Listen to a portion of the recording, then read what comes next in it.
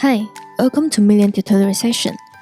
We learn about how to set second basic rate in Million Payroll. Go to Employee Maintenance, click the Edit button.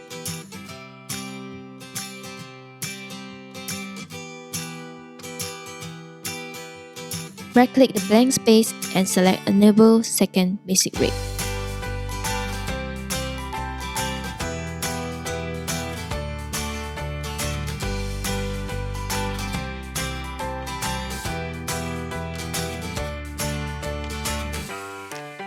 That's all. Thank you for watching. We hope you enjoy.